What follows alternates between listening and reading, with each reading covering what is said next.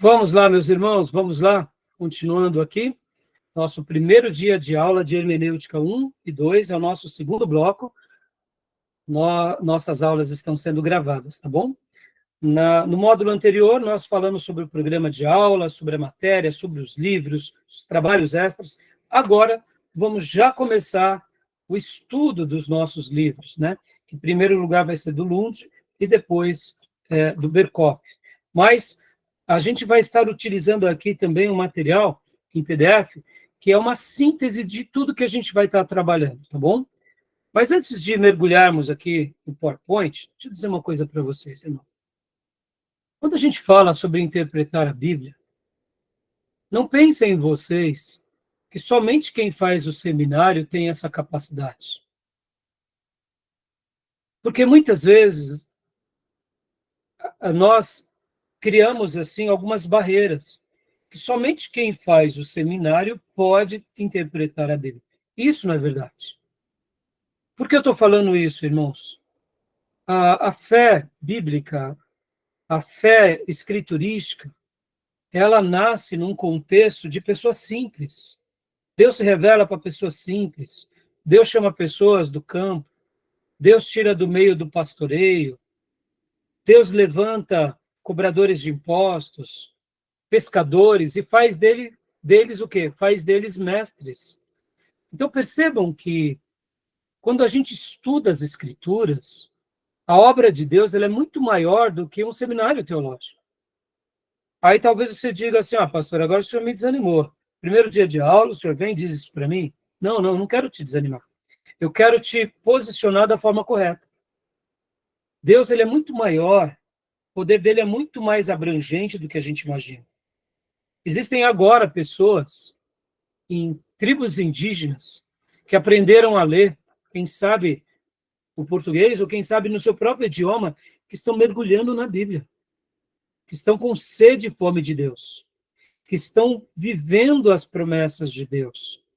E então nós poderíamos dizer que mesmo esse irmão, essa irmã, numa tribo indígena,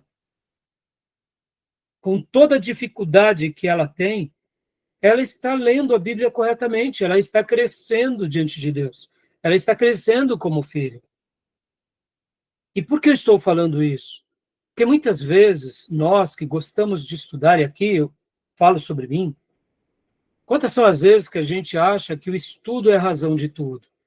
O estudo ele é importantíssimo, mas eu quero lembrar alguns princípios bíblicos para vocês, que a própria palavra diz, que a letra mata, mas o espírito que vivifica. Ou seja, se eu estudo a Bíblia com um coração apenas voltado para a minha humanidade, eu vou ter pouca retenção. Eu me lembro que eu trabalhava numa corretora e um diretor nosso, chamado Cândido, inclusive, ele disse certa ocasião para mim, eu já li a Bíblia, mas não fez diferença nenhuma para mim. E eu disse, você apenas leu a Bíblia. E ele era um homem muito rico, muito sábio, muito inteligente, uma pessoa muito próspera. Mas percebam, quem garante que uma leitura acadêmica fará com que a pessoa entenda a palavra de Deus? Para se ler a Bíblia, precisa se lê-la com quebrantamento, com devoção. Precisa ler no aspecto de abrir o coração à fé. Ou seja, não é uma leitura apenas. Então, por que eu estou aqui quebrando um pouco esse tabu agora aqui com vocês? Para que a gente não subestime as pessoas mais simples da igreja, os irmãos mais que foram menos ensinados. Quantos são aqueles irmãos que foram evangelizados, eram analfabetos, aprenderam a ler e escrever com a Bíblia e se tornaram cristãos piedosos e até mesmo, eu diria, intérpretes fiéis das Escrituras com toda a sua limitação. Então, lembrem-se disso. Nós, pastores e professores, nos fascinamos quando Deus se revela a uma irmã simples da igreja, a uma criança, a um jovem. Então, Deus ele vai se revelando. Agora, e por que estamos aqui, irmãos? Qual é a grande proposta? A grande proposta é poder servir melhor a igreja, é poder mostrar, olha, Deus realmente deixou esse livro, Grandes homens de Deus estudaram, aprenderam, estão passando essas lições para nós, porque alguém já disse essa frase e é muito verdade. É sábio aprendermos pela experiência, e é mais sábio ainda aprendermos pela experiência de outros. Então, no momento em que eu apresentei todas essas obras para vocês, o que eu estou falando para vocês? Eu aprendi com esses mestres, e eu aprendi com os professores, e eu tenho aprendido com eles, ou seja, eu estou passando um pouco daquilo que eles me passaram. Logo, nós antecipamos o nosso aprendizado. Então, eu digo isso com os irmãos para que a gente não se torne vaidosos, porque estamos estudando. Porque o seminário abre os nossos olhos. E quando Deus abre os nossos olhos, não é para que a gente fique soberbo, mas para que a gente se torne mais humilde.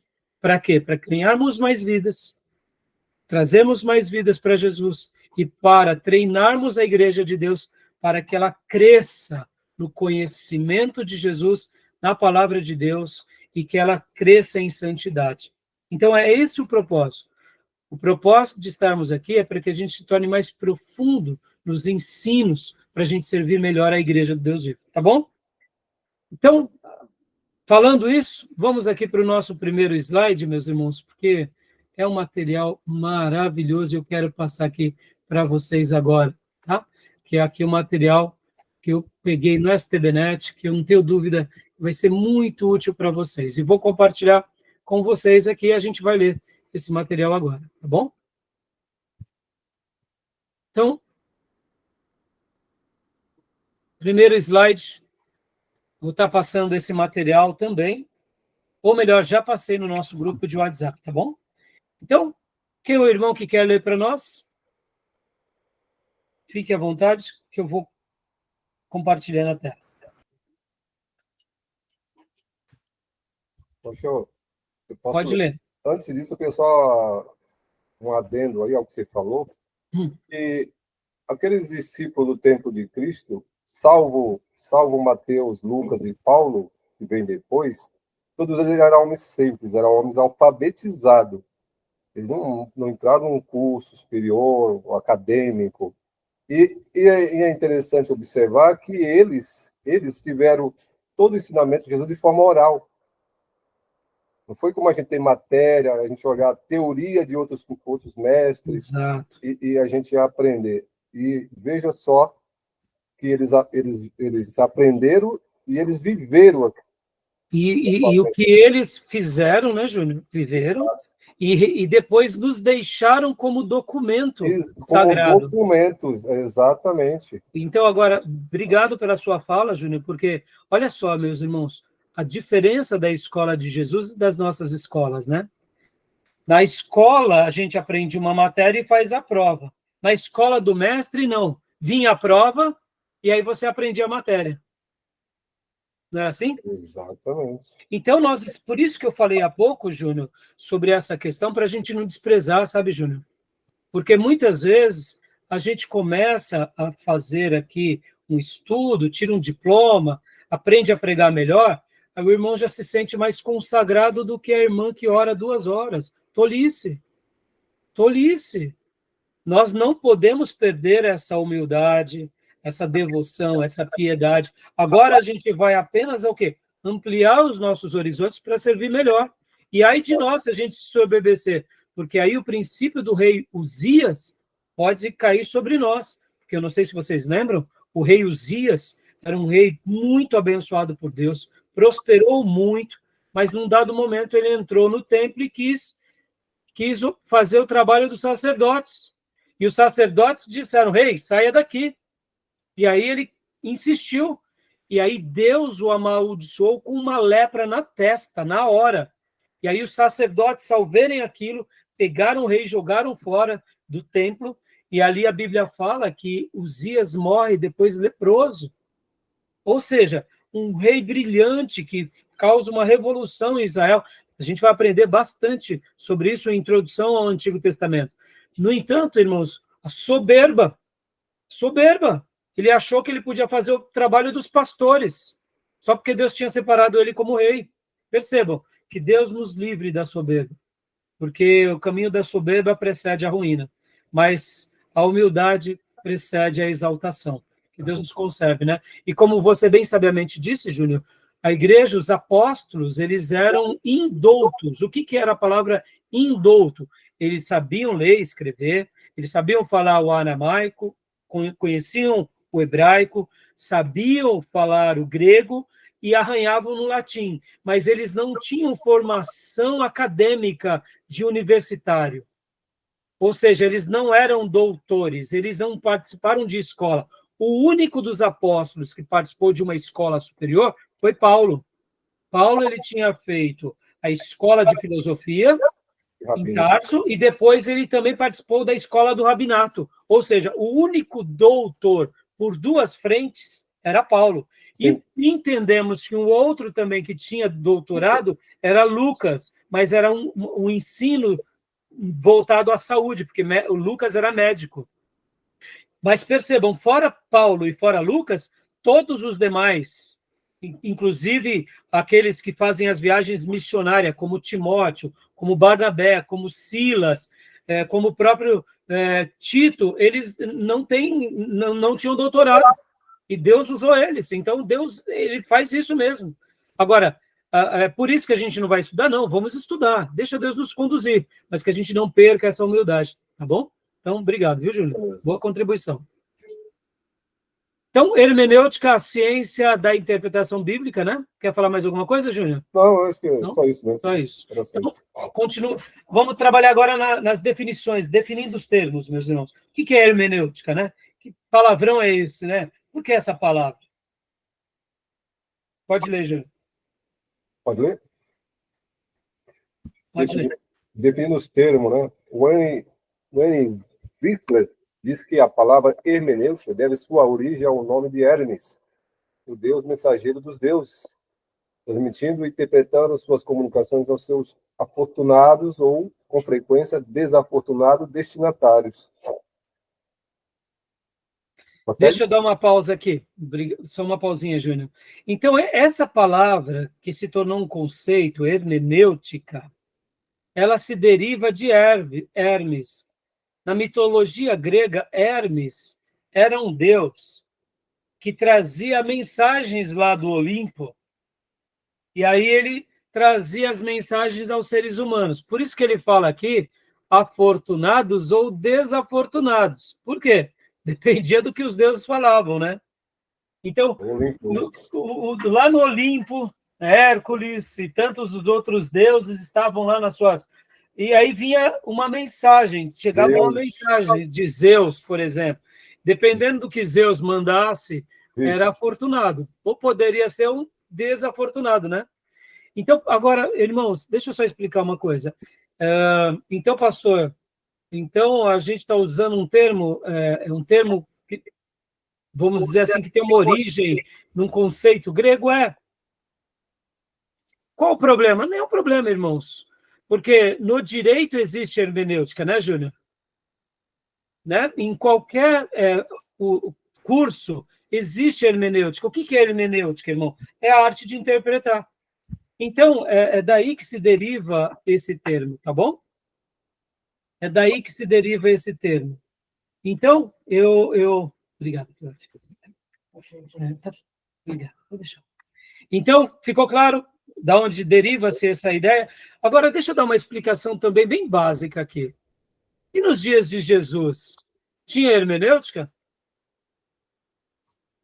Tinha a palavra? Sim, Jesus sentava lá debaixo de uma figueira e falava, bom, vamos lá, Tiago, agora aqui é a aula de hermenêutica, tá bom? Não, hoje é a aula de homilética, a arte de pregar. Como que era, irmãos? Não, isso não existia.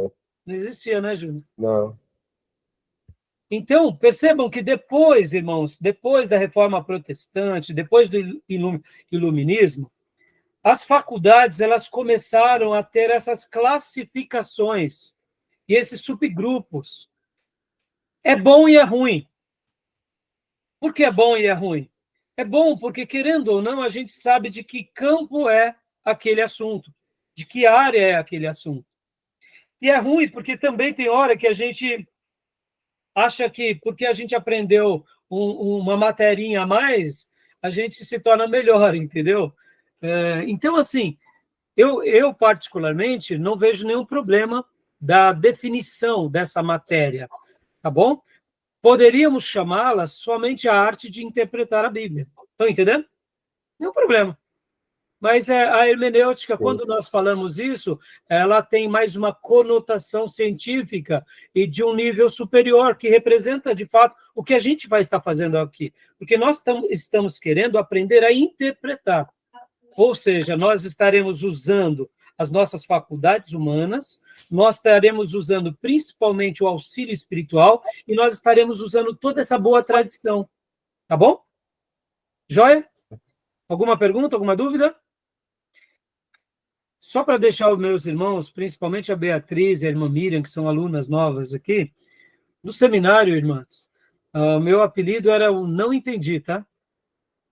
Então, o professor perguntava, alguém quer falar? Professor, eu não entendi isso, né? Então, assim, não tenham medo, tá, de perguntar. A nossa aula aqui, ela tem essa disponibilidade de que os alunos estão em tempo real aqui conosco para esclarecer as dúvidas, porque a sua dúvida, muitas vezes, vai ajudar os nossos irmãos aqui presentes, ou, quem sabe, aqueles que assistirão no futuro, tá bom? Então, se tiver alguma dúvida, a gente vai tentar sempre solucionar, tá bom? Beleza? Então, Júnior, continue para nós, por gentileza, segundo parágrafo, por favor. Luiz Berkoff afirmou que aspa, o primeiro a usar hermenêutica, subentendendo a palavra técnica, como um termo técnico, foi o filósofo Platão.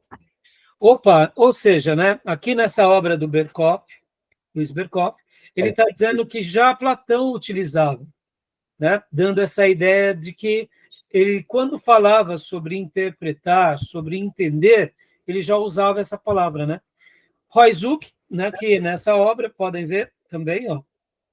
Leia para nós, Júnior. Para Royzuk, aspa, nas 19 vezes que o termo hermeneu e hermeneia aparece no Novo Testamento, o sentido quase sempre é de tradução. A locução verbal quer dizer, é a tradução do verbo hermeneu. Ou seja, ele está usando aqui que todas as vezes que na Bíblia aparece tanto esses termos, hermeneuo ou hermeneia, na Bíblia se traduz dessa forma, quer dizer, quando alguém está explicando, e aí vem ali no texto original, aparece hermeneu, ou seja, já era uma palavra com um significado. Por isso que fazer-se compreendido é o grande segredo da hermenêutica. Essa locução verbal quer dizer, já é a própria interpretação. É a própria transliteração da palavra hermeneuo ou hermeneia. É que nós estamos usando aqui a palavra na sua essência, e aqui, por causa da didática, ou por causa da grade, a gente usa, né, hermenêutica, ou seja, como a arte de pregar, de ensinar, aliás. Então, joia. Continuando aqui, Júnior, por gentileza. O que é a hermenêutica? Paulo Anglada assim define, aspa, hermenêutica designa e sistematiza os princípios e as técnicas, com as quais, partindo de certos pressupostos, se busca o sentido original do texto bíblico. Exegese é a prática desses princípios e técnica, aplicação, designando a busca da relevância do texto ao nosso contexto específico. Então, aqui, Paulo Anglada dá essa definição bem interessante, né? Ele está querendo dizer o seguinte, olha, todas essas ideias de se interpretar, porque ó, vocês vão ver no livro do Nelson e do Lund, que ele vai trabalhar sobre 5 leis de interpretar. Vocês vão ver como é simples, como é objetivo, como é importante. Agora, não é porque o Nelson e o Lund trabalharam em cima de 5 leis que eles sejam os únicos a usarem as leis ou os princípios. Os princípios são os mais variados possíveis. E as técnicas também. O grande o grande objetivo é literalmente buscar o sentido original do texto. Ou seja, é compreender o que o texto está querendo dizer. Por quê, irmãos? Parece muito simples, mas quando eu era novo convertido, eu me lembro muito bem, chegou para mim lá na bolsa um amigo falando assim, você está indo na igreja? Eu falei, estou. Qual é a sua igreja? Eu falei, tal igreja. Você não quer participar de uma reunião na minha casa? Eu falei, não, claro. Aí eu fui, quando eu cheguei lá, era uma reunião, e eles se apresentavam como Igreja de Jesus. E ali, tudo bem, até aí, nenhum problema, mas ali depois participei uma segunda vez, uma terceira vez, aí eu comecei a ver o seguinte, que eles queriam me tirar da minha igreja para que eu fosse para a igreja deles, porque eles se autodenominavam a única igreja de Jesus verdadeira. Eu cheguei para ele e falei, rapaz, que pena que você está seguindo isso. Então quer dizer que o fulano de tal não é servo de Deus? O Beltrano, eu falei, desculpa, filho, desculpa, meu amigo, não dá para a gente caminhar mais junto. Porque, irmãos, quando a gente lê as Escrituras, para começo de conversa, nas Escrituras não tem nem igreja batista, nem metodista, nem assembleana, o que tem são lavados e remidos no sangue do Cordeiro, ou seja, aonde uma pessoa invocar o nome do Senhor, crendo nele e na palavra dele, ele vai ser salvo.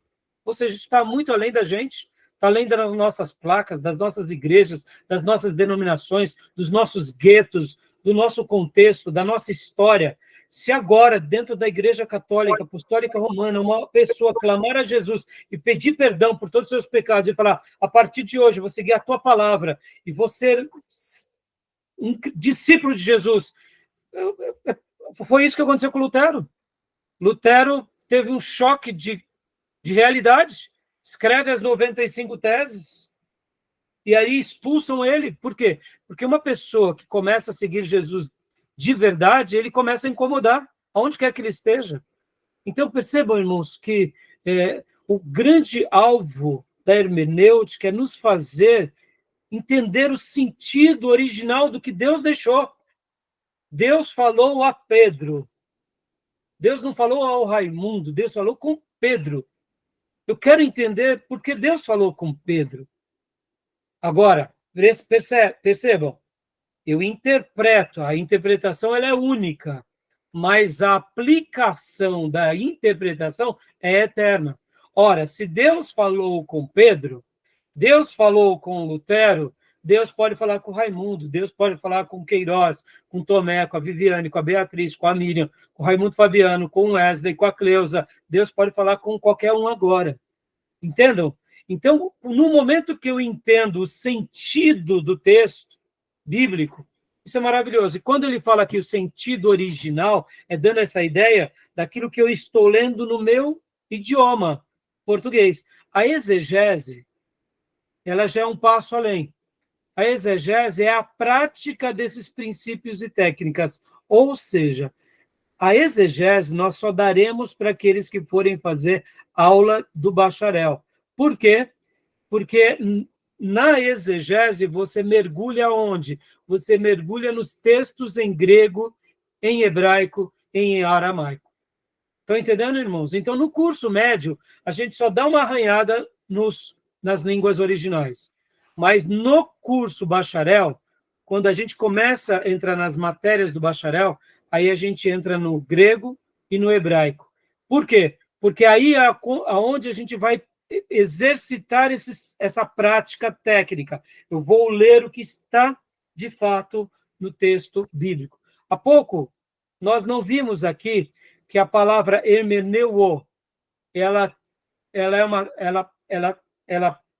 é transliterada como a gente viu há pouco, né? Como está aqui, como quer dizer, o hermeneuo ou hermeneia, ela tem o significado daquilo que quer dizer. Percebam, ali é o estudo do original. Então, é muito importante vocês entenderem isso, que a hermenêutica, ela caminha de mãos dadas com a exegese, tá bom? Então, como eu disse, a gente vai fazer exegese aqui? Não, nós não iremos fazer exegese, porque nós não estaremos, os irmãos ainda não foram treinados nas línguas originais. O único que foi aqui é o Raimundo Fabiano. Inclusive, é as áreas que ele mais gosta, é as áreas de línguas. E ele está de parabéns. E vocês viram que o professor Ribeiro, que deu a nossa aula inaugural, ele é mestre em línguas. Irmão, isso é maravilhoso. Aqui, deixa eu até fazer um último comentário. Aquele que conhece a Bíblia no seu idioma e conhece profundamente, eu poderia dizer que ele já é praticamente um teólogo. Uma pessoa que conhece a Bíblia todinha e faz uma leitura correta dela. Ele já poderia ser chamado de um teólogo. Agora, uma pessoa que conhece no seu idioma e conhece nos originais, eu diria que ele é um exímio teólogo. Porque, irmãos, conhecer no original é mergulhar na fonte, como Deus se revelou aos seus filhos. Tá bom? Beleza? Tudo bem? E a aplicação é o quê? Essa maneira onde a gente tenta dar essa relevância ao que o texto nos ensina, seja ele pela leitura no nosso dialeto, no nosso vernáculo, na nossa língua ou nas línguas originais. Tá bom? Tudo bem até aí? Ficou claro? Alguma pergunta? Dúvida? Acréscimos? Só uma coisa, a interpretação, ela pode ser literal, e eu estava ouvindo aquele professor Saião, que ele é muito conceituado na questão de tradução de Bíblia, e ele falou sobre as duas formas, da literal e daquela, agora não foge o... Metafórica, né? Ou de alegorização. Porque ele falou que, às vezes, se você pegar o texto literal, vai ser complicado, porque naquele idioma ali não vai se adequar ao entendimento. Então, procurou uma forma alegórica para o entendimento do texto. Senão... Exatamente, Júnior. Só para você ter uma ideia, Júnior, por isso que essa matéria, Júnior, ela é maravilhosa. Ela é maravilhosa. Porque a gente começa a entender um pouco melhor essa questão. O que a gente pode entender como alegoria? O que a gente pode entender como revelação literal? É isso aí, é perfeito. E quando se faz uma tradução da Bíblia, é muito difícil, Júnior. Eu, por exemplo, Júnior, eu gosto muito da NVI. Não é que eu acho que ela é a melhor versão, tá?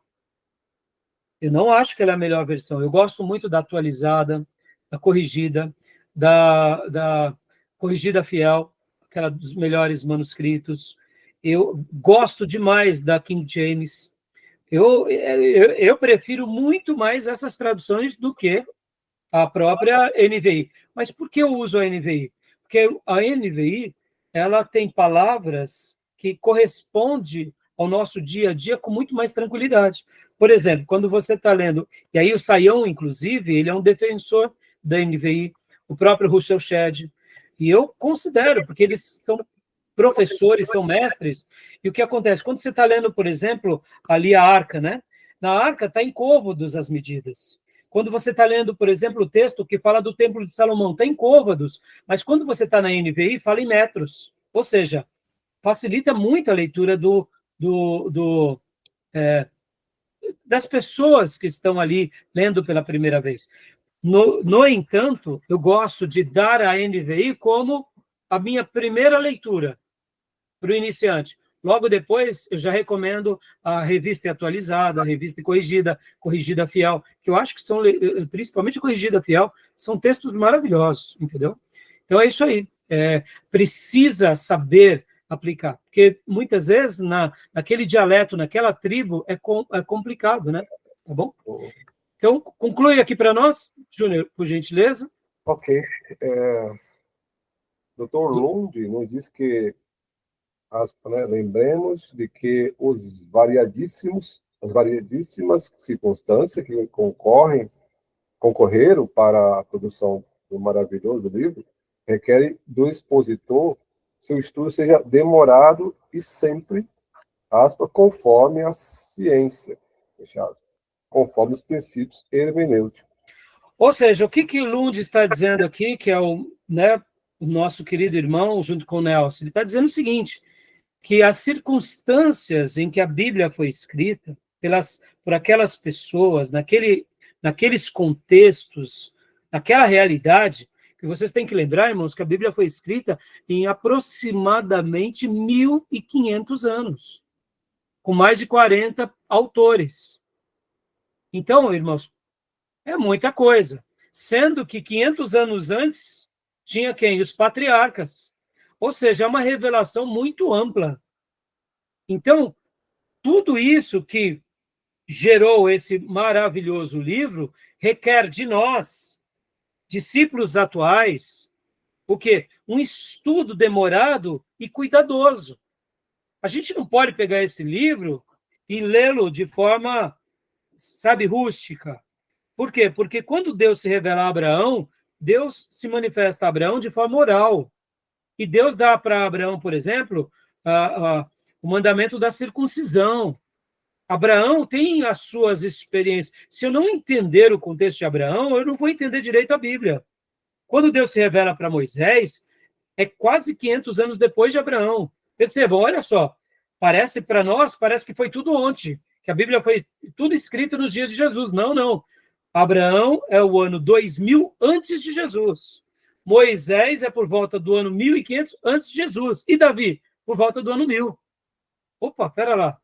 Ou seja, são 3 grandes servos de Deus que foram canais da revelação, sendo que o primeiro deles, que é Abraão e os patriarcas, foi a revelação oral, e com Moisés inaugura-se a revelação escrita. E Davi também faz parte da revelação escrita. Então, exige de nós o que? Estudo criterioso e firme. E aqui, quando ele fala conforme a ciência, guarda essas palavras. Não é que ele está falando assim, a gente vai usar a ciência humana, que esquece de Deus. Não, meus irmãos, não, não. Deixa eu ensinar uma coisa aqui para vocês para quebrar barreira. Deus é pai do mundo espiritual e Deus é pai e criador do mundo físico. E Deus criou a ciência, tá? Amém? A ciência é presente de Deus. Ó, aqui, ó. A gente está agora usando uma classe em tempo real, fruto do quê? Da ciência, tecnologia. Olha que benção. O irmão Júnior está em Guaianazes, o irmão Wesley está em São Miguel Paulista, o irmão Tomé está aqui, né, numa outra região daqui de Ferraz, eu estou aqui de Poá. Esses dias atrás o Gil e o Johnny estavam lá da região de Suzano, irmãos espalhados tudo que é lugar. Fruto do quê? Da ciência. Isso é uma bênção ou não é? É uma bênção. Então, nós glorificamos a Deus pelo conhecimento científico. Tomamos remédio, vamos para o médico, fazemos cirurgia. Só que antes de fazer uma cirurgia, antes de ir para o médico, a gente ora. Porque acreditamos que se Deus deu sabedoria para o médico, é para nos abençoar. Ah, mas o médico é ateu. O problema é dele. Para mim, não. Para mim, é uma bênção de Deus na vida dele. Se ele não glorificar Deus, o problema é dele. Está entendendo? Então, a ciência que ele fala aqui é o seguinte: nós estamos aqui dedicando essa ciência ao serviço de Deus. Como assim ciência? Nós estaremos aprendendo a uma leitura baseada na gramática, uma leitura das metáforas, uma leitura de síntese. Ou seja, percebam, isso é ciência ou não? Claro que é ciência. Qual o problema disso? Nenhum problema. Só que essa ciência nós estaremos deixando a serviço da fé, a serviço de Deus, e pedindo a Deus que Ele nos ajude, tá bom? Tudo bem? Então, quando a gente vê ciência aqui, não pense que os nossos irmãos estão indo buscar a ciência e desprezar a fé. Não, não. Não, não. Eles estão sendo que nem um médico que é cristão. Antes de fazer uma cirurgia, muitas vezes ele ora, falando: Deus, me abençoa, e agora, Senhor, usa o teu servo para salvar essa vida e abençoar essa vida. Porque, irmãos, admitamos, a medicina ela é praticamente um sacerdócio, ela cuida de vidas. A gestão pública é praticamente um sacerdócio, ele cuida da administração pública, dos bens da sociedade. Um professor é praticamente um sacerdócio, ele ensina desde as crianças no primário, no berçário, depois na escola, até a faculdade. Irmãos, é maravilhoso. A docência é praticamente um sacerdócio. Só chegamos aqui porque tivemos professores. E eu espero poder ser um professor que eleve um pouco mais vocês diante de Deus e diante de um conhecimento abençoado para a gente juntos servir a Deus, expandir o reino e colhermos frutos para a nossa vida. Meus irmãos, por causa do seminário, eu fui muito abençoado profissionalmente, espiritualmente, ministerialmente, entendeu? Então, não tenho dúvida que o irmão vai ser abençoado também, tá bom? Beleza? Ok. Joia? Miriam, você levantou a mão há pouco, né? Quer fazer uma pergunta? Tá desligado. Tá desligado, filha. A hermenêutica é a arte de interpretar as escrituras. Tem muitas pessoas que leem a Bíblia e tem a interpretação do jeito dela, muitas vezes, né? Ela fala que a interpretação é o Espírito Santo que vai ensinar o que ela vai falar. Exato. Aí Então, eu tive esses dias lá no centro de Ferraz e tem um grupo, os coreanos do sul, eles estão fazendo um estudo assim, evangelizando as pessoas, falando que existe um Deus Mãe. E aí eles ficaram conversando comigo e assim me insistindo que na Bíblia só fala pai e que tem que ter uma mãe que fala Pai, Filho e Espírito Santo. E cadê a mãe? Aí, sabe, eu fiquei meio assim, eu bom, falei assim.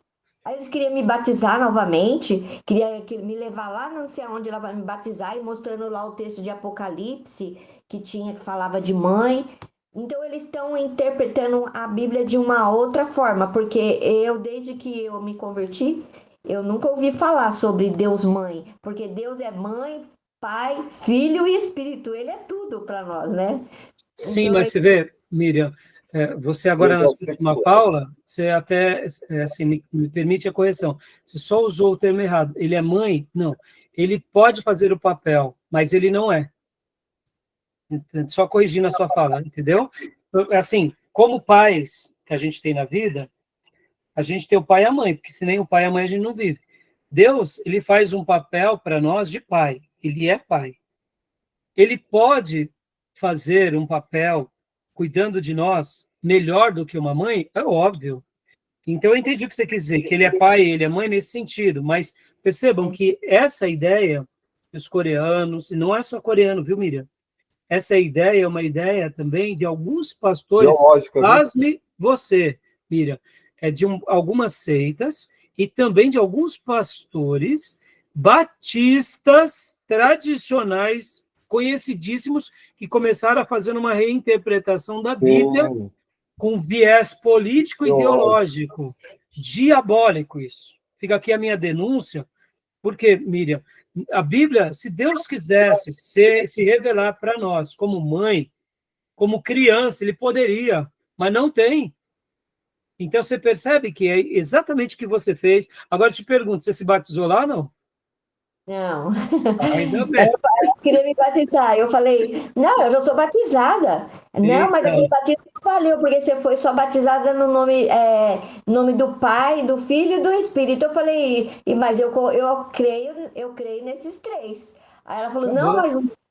Aí Então, eu peguei. então assim, mas eu entendi já, só fiz a pergunta para deixar os irmãos aqui mais tranquilos e o pastor, né?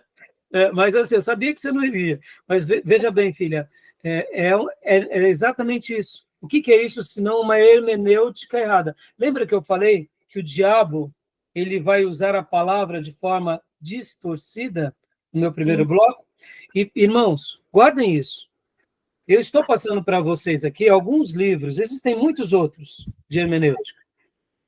Mas olha, o diabo, a biblioteca do diabo é muito maior do que qualquer uma de nós, porque ele é um ser milenar. Ou seja, o acervo de Satanás e de todos os demônios é um acervo que engloba desde quando ele tem a queda no mundo espiritual e desde quando a primeira pessoa escreveu o primeiro dialeto nessa terra. Ou seja, de todas as culturas do planeta, de todas as nações, de tudo que aconteceu aqui, ele tem conhecimento. Ou seja, o diabo, ele pode... E não pensem vocês que ele não viu a Bíblia sendo realizada, que ele não viu Deus usando os profetas. Qual que é a grande estratégia do diabo? É anular e alterar a palavra de Deus. Se ele conseguir alterar a palavra de Deus, naturalmente, ele vai desviar as pessoas do caminho. Deturpar, né? Exatamente. Então, Miriam, como que o diabo usa vamos dizer assim, né, as outras religiões? É isso que ele faz, ele pega a Bíblia, deturpa a Bíblia, e no momento que ele deturpa a Bíblia, ele consegue tirar as pessoas do caminho. É aí onde entra, ele consegue alterar a pessoa de Deus. Pode ver, para algumas religiões, o Jesus não é Deus como Pai. Para os testemunhas de Jeová, para aqueles que são da torre de vigia, o que acontece? Jesus é criado por Jeová. Ora, ou seja, existem então dois deuses. Existem o Pai, que é Jeová, e aí, para a testemunha de Jeová, Jesus é criado por Jeová. Percebam? Então, o diabo ele sempre vai usar as mesmas estratégias. Ora, de querer nos tirar a Bíblia, arrancando de nós. Quando ele não consegue, ele tenta alterar. E, geralmente, ele usa qual método? A hermenêutica. Por isso que essa matéria ela é muito importante. E é interessante que essa questão aí, Deus é assexuado, não tem sexo. Exatamente. E como o pastor está falando aí, os mormons tratam Jesus como irmão de Satanás. Exatamente. Então, agora, Deus quis se revelar como Pai. Então, nós vemos uma figura masculina em Deus como Pai pelo nome. Mas, como o Júnior disse, como que é o sexo? Irmãos, não tem... Lá nos céus, Jesus disse que os anjos não terão, e nós também seremos assexuados. Dando essa ideia de que não importa, Miriam. Né? Então, você percebe como é maligno essas coisas. Tá bom? Beleza, Miriam? Obrigada, pastor, pela explicação. Deus ele está acima de todas essas questões aí de mãe. Tanto é que o amor de Deus é superior a todos. É tudo isso. Exato. E só voltando aí sobre essa questão da interpretação, o perigo que se tem. Se você vê em Amós, ela tem um termo, fala vaca de Bazã. Está chamando as pessoas de vaca? Não. Não é. É pessoas Exatamente. injustas. Esse é o termo. Por isso que, às vezes, a literalidade é perigosa. Exatamente. Obrigado. E agora, Tomé, leia para nós, Roy Zuck diz... Vamos ler um pouco rápido, tá, irmãos? Mas, irmãos, olha, prestem bastante atenção. Hoje é a primeira aula, nosso primeiro encontro. Então, eu não estou indo com muita pressa, porque, assim, a minha proposta não é jogar um monte de matéria e deixar vocês perdidos. Minha matéria é ir paulatinamente acomodando esse conhecimento e esclarecendo tudo aquilo que eu aprendi para que os irmãos tenham ciência disso. Então, a gente vai com calma. É por isso que eu falo que, mesmo que eu dei já várias vezes essa matéria, cada classe tem uma realidade. Tem classes que têm uma demanda para uma matéria maior, para outras matérias eles têm mais fluência. Então, a classe ela é viva, a aula é viva. Eu sigo um roteiro, mas lembrando que a aula no seminário ela ela é espiritual. Por isso que a gente ora antes de começar. Que a gente está tendo um embate aqui contra as trevas, contra o diabo, contra a nossa própria carne, e não pensem vocês que vocês não terão também, depois que terminar essa aula. Só para vocês terem uma ideia, irmãos, no meu primeiro dia de aula do seminário, eu lembro como hoje, eu tinha por volta de 18 anos de idade, já estava ali servindo ao Senhor, há quase 2 anos, eles me aceitaram, abriram uma exceção, porque um dos pré-requisitos é termos pelo menos 2 anos de conversão. Eu não tinha ainda 2 anos, mas eles me aceitaram. E ali eu lembro como hoje, no meu primeiro dia de aula, que foi um sábado, mas eu tive uma dor de cabeça tão grande, mas tão grande que vocês não imaginam. E eu não tinha dor de cabeça. Eu trabalhava já na bolsa, morava sozinho nessa época, e eu não tinha dor de cabeça. Era uma coisa que nunca eu tinha. Mas naquele sábado, antes do meio-dia, minha cabeça estava explodindo. Quando chegou depois do almoço, e aí, olha só o que eu pensei, meu Deus, se o primeiro dia já é assim, imagina os outros dias. Se o primeiro dia eu já estou assim, eu vou explodir. Eu, dentro de mim, eu clamei a Deus, falando, Senhor, me ajuda. Olha, graças a Deus, pelo menos que eu me lembre, foi a primeira e a última. Foi uma seta daquelas infernais para eu parar. Entendeu, irmãos? Então, saibam disso, irmãos. Se o Senhor separou vocês até aqui, o Senhor vai ajudar a vida de cada um de vocês. E é por isso que é um trabalho e é um exercício espirituoso que a gente está fazendo aqui. Por isso que a gente ora. A igreja nossa ora por vocês. Para quê? Para que os seminaristas cheguem a desfrutar aquilo que o Felipe Rente desfrutou, o nosso irmão pastor Johnny e o irmão Evandilson. Concluir o curso, se preparar mais para a obra. Por quê? Porque tem a ver com a demanda espiritual, tem a ver com questões espirituais. Tá bom? Então, Deus vai ajudar a gente, tá? Leia para nós, Tomé, primeiro parágrafo, por favor. Roy Zuck diz que o verbo hermeneuo passa a significar o ato de levar alguém a compreender algo em seu próprio idioma, explicar, ou em outra língua, traduzir. Opa! Então, hermenêutica é explicar ou traduzir para a pessoa. Uma pessoa chega e fala, pastor, o que está dizendo aqui, pastor? Eu explico, eu já estou praticando hermenêutica. Por isso que eu disse para a gente nunca subestimar as pessoas mais variadas, irmãos. Porque a gente tem que lembrar, irmãos, que o Espírito Santo de Deus que fez a Bíblia, e é ele, por excelência, o grande mestre, o grande pedagogo e o grande autor desse texto que vai nos inspirar, que vai nos explicar. E aí, Miriam, sim, é o Espírito Santo, mas o mesmo Espírito Santo também, diz o texto sagrado de Efésios 4, que ele levanta quem? Ele levanta pastores, ele levanta professores, ele levanta mestres, para quê? Para edificar a igreja de Deus, ou seja, então, ora Deus me ensina pessoalmente e, na grande maioria dos outros momentos, Deus me ensina através do outro. O que é a igreja, senão a interação mútua de um ensino?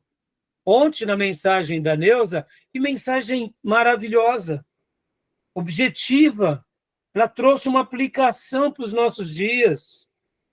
Foi tão simples aquilo.